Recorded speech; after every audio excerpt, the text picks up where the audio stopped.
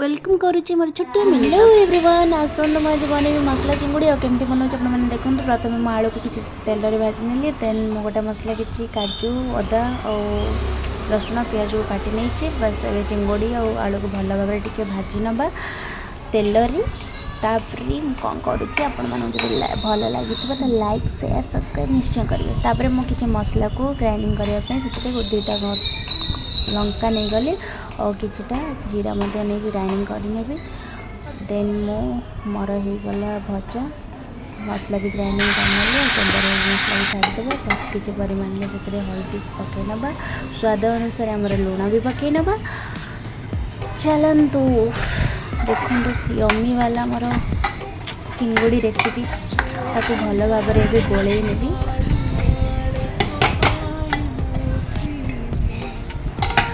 अभी मुझे किसी कटा टमाटो रखी थी ऐड कर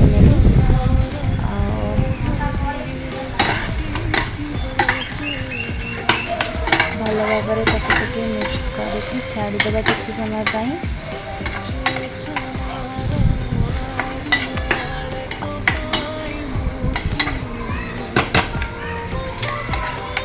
भल भाव में गोले नवा मसला को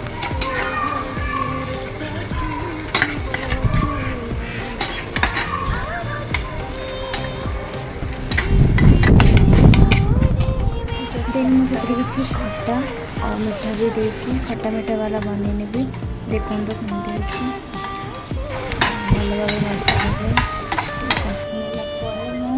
चिंगुड़ी और आलू को पकईकि भल भाव में कषि नेबी।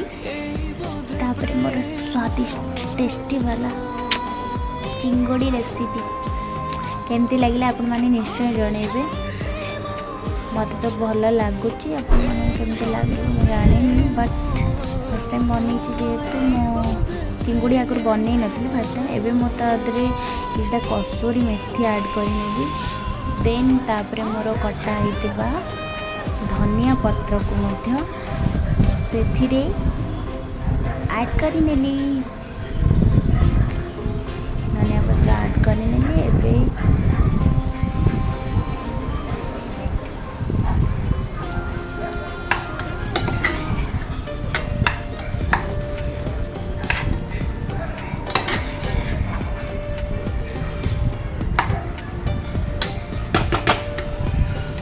बस अभी मुझे चिंगुड़ी होगला मुझे लास्ट को गरम मसला जस्ट अल्प पकईने भल मिक्स करके काढ़ी नेबी। तापर मुझे भाकुड़ा माछ को तेल भल भाव में भाजी नहीं आउ टे कड़ा करके भाजी नेबी कहीं कटकड़िया करके भाजी मुझे भल लगे।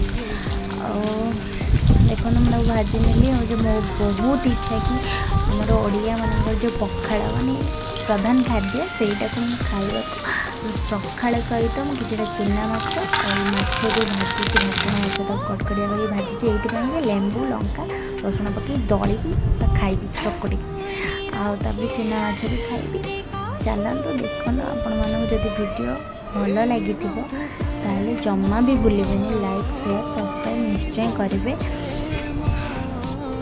किसी चूना माछ भाजी भी नहीं जेहेतु मुझे एकुटिया खाई तो अल्प अल्प किसी कर नहीं मोर होगला रेडी पूरा ओके कस खाइबा। चलते खाइबा देखो मत तो बहुत इच्छा हो खाई वीडियोटा कर सारे खाई।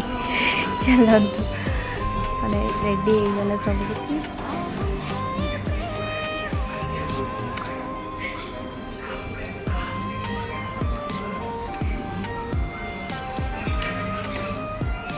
सहित भी बैगण फुटा तरकारी आलू बैगण फुटा तरकारी अच्छी मो पाखे कहीं बाबुन खाइब से bye bye. Like share subscribe निश्चय करेंगे। Bye bye.